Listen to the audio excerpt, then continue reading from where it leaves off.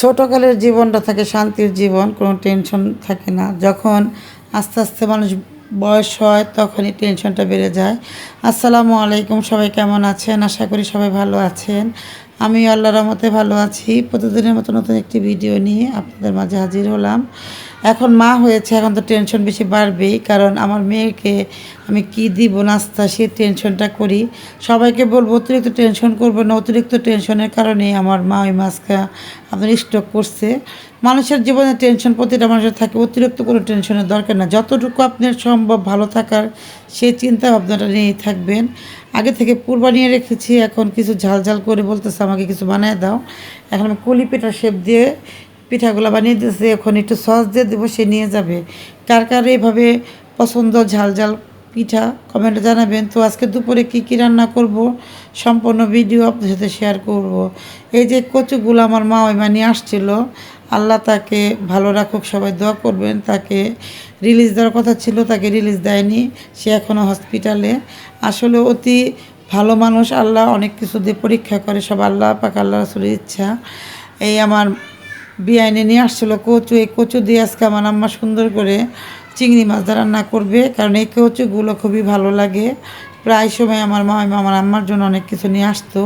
এখন ভালো করে কষিয়ে এখন কচুগুলোর মধ্যে পানি দিয়ে দিবে, কারণ মানুষের বয়স আস্তে আস্তে বাড়বে, মানুষের টেনশনটা বাড়বে, এটা স্বাভাবিক। আজকে আমি যেরকম আমার লাইফ বাচ্চা কাচ্চার আগে ছিল না, আমি যেভাবে চিন্তা ভাবনা কম ছিল, এখন আমার বাচ্চা কাচ্চা হয়েছে, আমার টেনশনটা বাড়বে। আমার ছেলের টেনশন করি, আমার হাজব্যান্ডের টেনশন করি, মেয়ে ভার্সিটিতে গেলো সেই টেনশন করি। প্রতিটা মানুষের জীবনে কিছু না কিছু টেনশন থাকবেই। আর তারপরে বলবো আপনাদের নিজের স্বার্থের জন্য, নিজেকে ভালো রাখার জন্য টেনশন জিনিসটা কম করবেন। এই টেনশন মানুষের সবচেয়ে বিপদের কারণ হচ্ছে স্ট্রোক। যারা অতিরিক্ত টেনশন করে যায়, হাই প্রেশার বেড়ে যায়, তখনই মানুষে স্ট্রোকটা করে ফেলে। এই যে আজকে আমার মা স্ট্রোক করার কারণে তার পায়ে সমস্যা, হাতে সমস্যা। কারণ মানুষের জীবনে হচ্ছে হাত পা যদি ঠিক না থাকে, মানুষ চলাফেরা করবে কীভাবে। এখানে একটু শুটকি বোনা করে নিব, সব কিছু মশলা দিয়ে, এখানে স্বাদ মতো লবণ দিয়ে ভালো করে নেড়ে চেড়ে নিব। আর এখানে আপনার কিছুটা গরুর মাংস বোনা করবে আয়নার আব্বুর জন্য, কারণ আয়নার আব্বুর আছে পাতাকে ভেজে গরুর মাংস রান্না করে দিবে।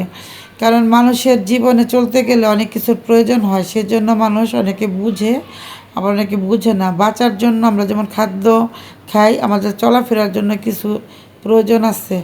যারা জ্ঞানী ব্যক্তি তারা অতিরিক্ত টেনশন করে না, যারা বুঝে না তারা অতিরিক্ত টেনশন করে নিজের জীবনটা নষ্ট করে ফেলে। যাই হোক, এখানে সম্পূর্ণ রান্নাবাড়া শেষ হয়ে গেল। এখানে আয়ানকে গোসল করিয়ে দিল আম্মা। এখানে আমি ওর সাথে একটু মজা করতেছি, দেখেন পাগুলোকে নাড়াচাড়া করতেছে। আমি বলতে চলো বাইরে যাবা। বাইরে যাওয়ার কথা শুনলে সে অনেকটাই খুশি হয়, বাচ্চা পোলাপান সারাক্ষণ বাসায় থাকে।